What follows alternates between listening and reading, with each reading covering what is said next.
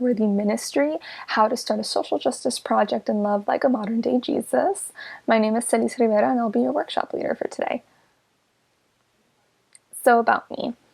My educational background, I do have a Bachelor of Arts in English Writing with a minor in Spanish, as well as a Master's of Social Work. And then I will be starting a Certificate of Pastoral Ministry that I'm pretty excited about.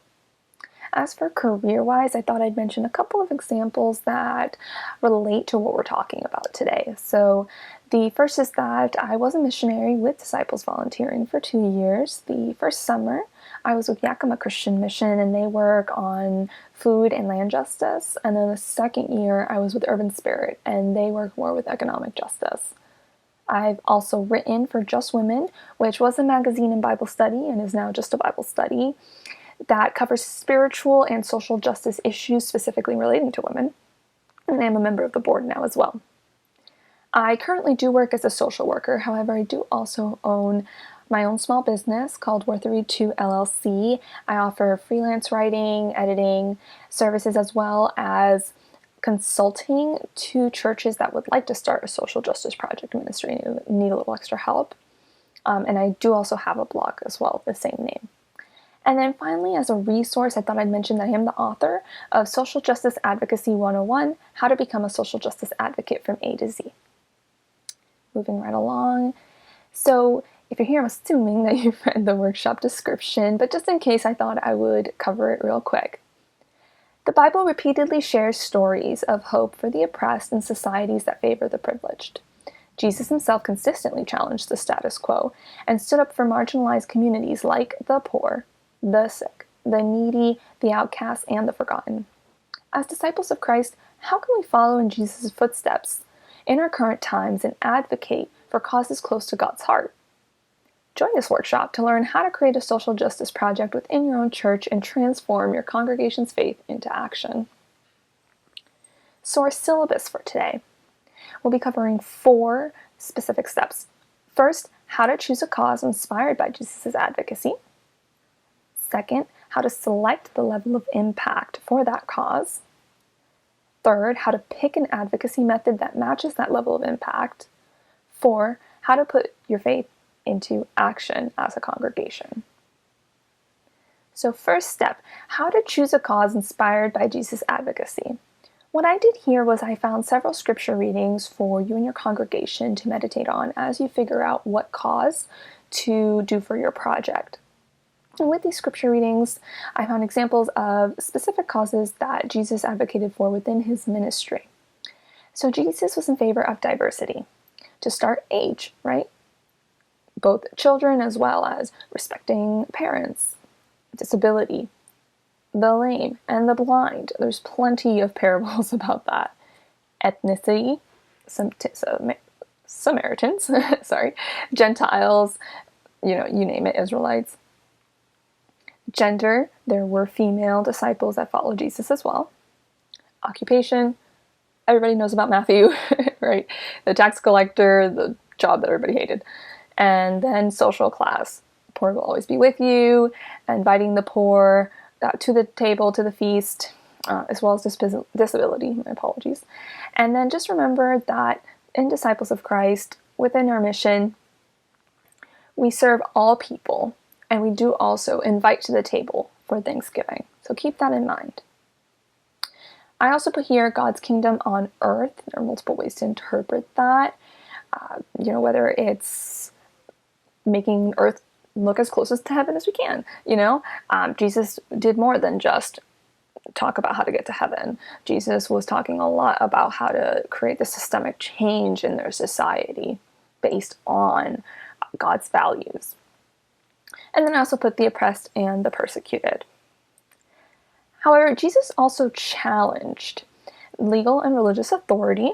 So we can talk about, giving Caesar what is Caesar's, taxes. We can also talk about, the Pharisees, the scribes, which I also went in here and mentioned religious hypocrisy and prejudice, right? And also challenging social and cultural norms. I mean, Jesus worked on the Sabbath, which was like a big deal, big no-no, right? So that being said, with all this, even though we are going to be advocating, something I want to point out that's very important, and I made it into a handy little quote here. Our goal is not to make a Christian society. It's to make progress towards an equitable and equal society because we're motivated by our Christian values. Okay? So even though ultimately, right, the whole goal, well, the final goal is, we want to save people. Of course we do. We want to save ourselves. And conversion, converting others to Christianity, that would be fantastic. But in this case, we are serving people to serve people because we're Christians, not because we're trying to make them or force them to be Christians in order to get help, okay? So keep that in mind, right? They will see God. They will see Jesus through our actions. That's how we can represent that. But the goal of the ministry, the specific social justice ministry, is not conversion. It's to help, whatever that cause is, by ourselves being motivated through these Christian values, okay? It's a little confusing, but hang in there. It'll make a little more sense as we move on. So, now that we've meditated on Jesus' example, now we're going to be looking at issues today that kind of model and relate to what Jesus was working with during his time. So with diversity, so maybe your congregation is interested in working against discrimination. There's equitable access for disabilities, homelessness, which also can relate to hunger, immigration, mental health, poverty, unemployment benefits, which is really big right now with COVID, workers' rights, okay? I also mentioned here for God's kingdom on earth, as I mentioned, a couple examples. So environmentalism, right? Because heaven is this place we always picture luscious green and healthy nature and things like that. Equal and equitable treatment for all, right? Everybody being treated the same. And then health benefits, right? There's no pain in heaven, that sort of thing. So a couple examples there. And then for the oppressed and persecuted, so I've put here child abuse, domestic violence, gender equality, sexual violence, racial inequality, religious freedom for all, right? Because just because someone's in a different religion doesn't mean that they deserve to be harassed or anything like that. And I put women's rights as well. Now, please keep in mind, this list is not exhaustive in any way at all. There are plenty of other issues that are more controversial or less controversial that I didn't put in here. This is just to get brainstorming. Maybe something in here clicked and you and your congregation are totally going to go for it. Or maybe you want to study a little more scripture, want to talk a little more and figure something else out that I didn't put on here. That's cool. But what's important is that you're working with something that your congregation is going to be passionate about, because that passion is what's going to help you guys keep going, help you keep moving forward even when times are difficult. All right. All right, the next part, select the level of impact. In social work, we talk about 3 different levels: micro, meso, and macro. And I explained a little bit here. So micro is the smallest level. It's individuals or couples or small groups. The next step is meso. So that's more community, maybe your neighborhood, something more local. Could be larger groups and even organizations or institutions. Then macro is local government. So that could be your city, that could be your county, right? And you can go to your state, national, to your country, and then even global. Okay? So as you discuss the cause, right, you've picked your cause, and you're discussing how you want to start working with that cause, working towards whatever it is that you're trying to accomplish.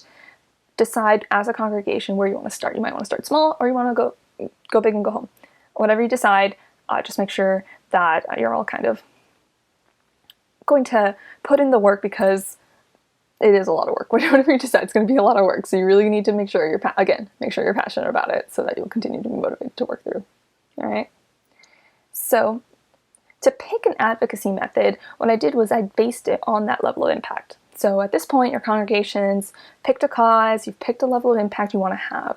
So I've listed some examples to get you thinking and brainstorming here. So if you're thinking micro level, perhaps you want to create a mentoring program to assist a vulnerable population. For example, you could match youth with elderly and the youth can get some community service hours and they can help out the elderly. And then the elderly, maybe they can give some wisdom and advice to that youth, right? Maybe that youth, maybe their grandparents have passed away already, and that relationship can help them on both of them, both sides mutually on an individual level. You might also want to offer affordable services. So perhaps Christian counseling or something like that on a sliding scale fee where you can pay based on what your income is. You might also want to start a support group. So there's Alcoholics Anonymous. You could do a grief counseling group, or perhaps even like a cancer survivors group. That's plenty of options. If you're thinking more that middle ground, that meso level, some examples are attending a walk to raise awareness on an issue. So for example, the American Foundation for Suicide Prevention has walks to raise money for suicide prevention. There's also Walk a Mile in Her Shoes that raises awareness for domestic violence. You could also maybe do like a breast cancer awareness walk, an autism awareness walk. There's plenty of options that you can research. You can have a social media campaign for a cause. That's pretty cool because it's easier to kind of do right now. For example, let's say for Mental Health Awareness Month, you each take a picture of yourself with a quote that fights the stigma, maybe a fact or something that kind of debunks a myth about mental health. You can share it, you can invite other people to share it, and then maybe you can create a hashtag or have them tag your social media account and kind of raise awareness that way. And then you can also partner with a local nonprofit to volunteer. The example I always think of here during Hurricane Maria, even though Feeding America is a pretty big big company, a big organization, I should say. The local chapter, what they were doing is that they were making like boxes of lunches, food to send to Puerto Rico. And so that was something that is just an example of what you can do with partnering with an organization to volunteer. And then finally, macro, okay? So with macro, government. So you can call or do a phone call or a writing campaign where everyone agrees to reach out at a certain period of time or for that specific issue. Or maybe you could write a letter together as a congregation, you each sign it. It's kind of like a petition. Well, not exactly, but that's a whole other issue. But you can research that if you're interested in doing a petition. I'm not super versed on it other than signing it. You also might want to meet a government official as well, which you can do by reaching out and sometimes maybe even if the representative themselves is not available, there's like a legislative aide that you can meet. So that's one thing. It's kind of one of the more exciting parts of advocacy. So definitely take pictures if you get to do that. You might want to join a protest. And then finally, raising funds and donating to a global organization. So a global organization like UNICEF or a refugees organization that's global. Something that maybe you want to do like a fundraising or crowdfunding. There's like a Christian crowdfunding platforms like I think it's called Fundly. But you might also want to do something even within your own congregation. Maybe one Sunday for a specific month, you just decide, okay, on this date, all offerings are going to go to this cause. Or maybe you decide for a month that every Sunday a certain percentage of tithes will go towards that, okay? Or even, let's say, if you're pairing it with a social media cause, you can include a link to donate online and encourage other people to do that. A couple different little options that way. So at this point, right, so we've got our cause. We've picked the level of impact. We've picked our method of advocacy. Now it's time to put faith into action, all right? We got to get to work. Now, you definitely need to be assigning roles of who's going to do what and hold any necessary meetings. When you're doing that, you're going to create an action plan and outline the steps of what it is that you're trying to accomplish with this project, all right?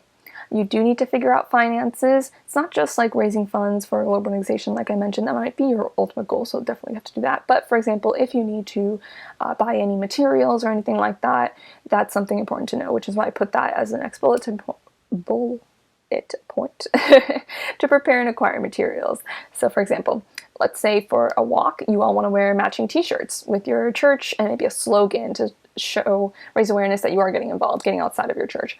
That's cool. And you can take pictures, you can share on social media, that's fine. So that's something maybe everybody's going to pay for their own shirts, or maybe the church will cover a certain percentage. So those are the sort of details that you need to figure out.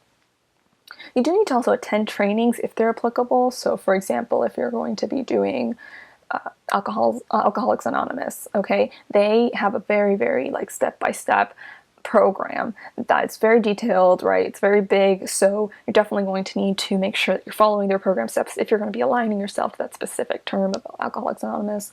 Otherwise, you're going to be really struggling with copyright issues. All right, so you also want to coordinate dates and times, make sure everybody's on the same page, and then no matter what you do, whether it's a social media campaign or not, you're kind of going to do a social media campaign almost for anything, but you want to at least promote and share social media on the day of the event if you're not going to be doing a whole big campaign for like a week or a month, you know. So if you do go to the walk and you're all wearing the same t-shirt, take pictures. If you do meet with a government official, take a picture. If you do a fundraising campaign, crowdfunding online, whatever, maybe, well, you can't really take a picture of that, but you can find a picture, you can take a picture, something relating, and then, you know, share the link, or at least just share the link, okay? But always a call to action. That means you want whoever sees the post to engage with the post. You don't want them to just see it, oh, that's nice, and scroll by. No, you want them to like, you invite them to like it, or invite them to share, raise awareness, or invite them to donate in that link, okay? Or to like your page, follow you, so you can see what else you might be getting into in terms of other projects, invite them to your church, that sort of thing. All right, so keep in mind, okay? We're going to be working towards systemic change that will last, not just charity. So some of the things I've mentioned are kind of a little more on the charity side, right? So the thing to keep in mind is that example of give a man a fish, you feed him for a day, teach a man a fish, you feed him for a lifetime, all right? When I was in Disciples volunteering, we joked about creating a system where everybody has access to the same body of water, equal access, so everybody can get, you know, be able to provide themselves with their own fish, right? So that's kind of what we're doing, right? The different levels. So if you're doing something like a food pantry, yes, that's going to help whoever comes not be hungry that night. Awesome. But maybe you should also be advocating for something bigger, whether it's something that could relate to that. You know, maybe food stamps is not something you're interested in, or maybe it's something like raising the minimum wage so you can't afford food. There's multiple options, but that's just an example so you can kind of understand what I'm going with. Charity is part of the project, right? But ultimately, you want to create systemic change. Where with social work, we always joke that we're the profession that's trying to get ourselves out of a job. We're trying to make the world a better place so that they don't really need social workers. So think of it kind of like that. All right, really important, getting serious right now. COVID-19 safety precautions. This is super big. Some of the things I've mentioned here really usually are done out and about and with large groups and stuff. So you've got to keep that in mind as you're deciding things. The biggest thing, if you're going to be going to a protest right now, I understand it's dangerous, all right, so you need to keep that in mind. But if you do decide, it's not necessarily something that I'm promoting or saying everybody needs to do, but if you do make that decision, if someone from your congregation makes that decision, or if you all do, all right, do follow the precautions. Maybe stay on the outskirts of the group so you can stay 6 feet away. Wear your masks, bring sanitizer, all that sort of stuff.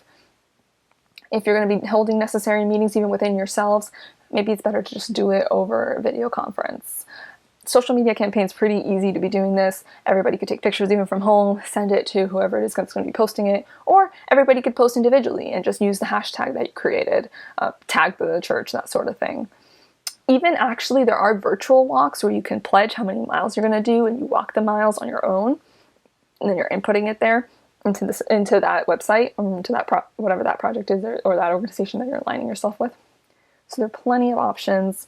Just know that you don't necessarily have to do things to put yourself at risk. I know that's a really big deal with COVID and everything else going on right now. So just please know that you're allowed to take care of yourself, and we'll go into that.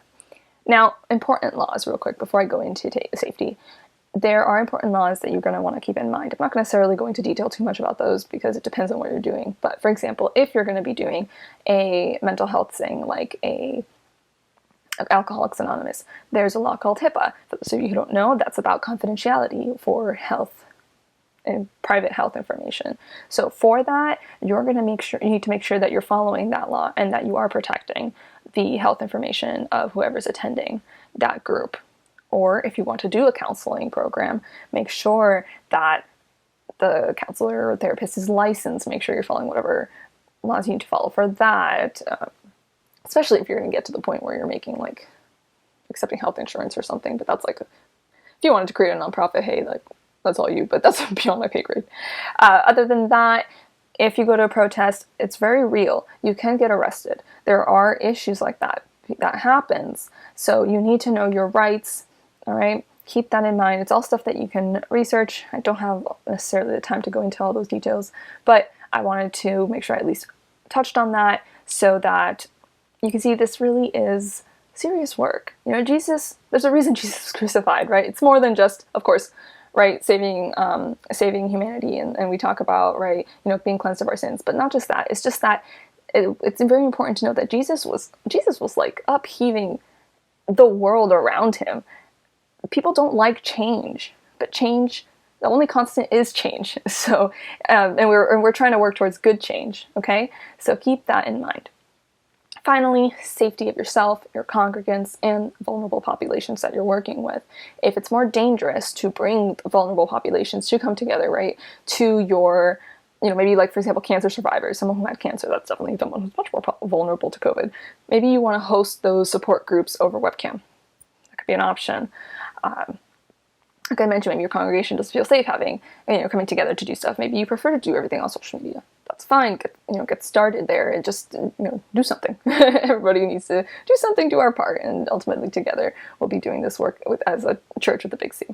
But most importantly, yourself. You must practice self-care. Don't forget that. Avoid burnout. This is really exhausting work emotionally. And those of you who are clergy or youth leaders or any kind of leadership position could definitely, are probably already used to this burnout feeling. I don't want you to be burning out. I want you to be able to take care of yourself so you can continue to do this work and move forward. Which is why I gave you another handy little quote here. Practicing self-care is one of the most selfless things you can do. Because you can't pour from an empty cup. You can't take care of someone else if you can't take care of yourself. Okay? All right, so as we're coming to an end here, if you want to learn more, I did mention my book earlier. My book does go into details more about how to advocate, things like steps on how to set up government official meetings, phone scripts for those phone calls I mentioned, writing templates for emails and letters. There's also sorts of advice, introducing you to things like town halls, if you do go to a protest, like what you need to do to prepare to go to that, although this was pre-COVID, but keep in mind what I mentioned about COVID, all that sort of thing. There are resources too, so videos to watch, apps you can download, articles to read. So if you're interested, definitely more than that, I would invite you to go to Amazon and check it out. I think there is a print book and an ebook option. And then I do have a blog. Like I said, for my business, Worth a Read too, my slogan is because we all have a story worth telling. And so it's a progressive Christian and social justice blog and my website there. So I have more about me and links to my social media and things like that, although I'll give that in the next slide. So if you're interested, definitely check out that website. Stay in touch. You can email me. It's my name at my business, Selys Rivera at wortharead2.com. You can also follow me at Selys Rivera, like I mentioned, my social media. I am on Facebook, Goodreads, Instagram, and Twitter. And then finally, a link that's, I believe, at the bottom of my website and also in the drop-down. Well, it's not drop-down, but the side that links to all the different parts and external parts of the site. So you can subscribe to the newsletter. Again, the website, www.wortharead2.com. I don't think I read it earlier. But with my newsletter, I will let you know about new blog posts that go out and any new books I publish. But I'm also interested in starting up like products and courses and relating to this sort of thing and more, and also my other writing. So if you're interested in finding out when that happens, being the first person to know whenever I do give out promotions or anything like that, please subscribe to my newsletter. I promise not to bother you too much. I try to keep it to once a week. Sometimes I even forget a week. So I hope that you'll stay in touch. And thank you so much for coming to my workshop today, my virtual workshop. And other than that, see you later.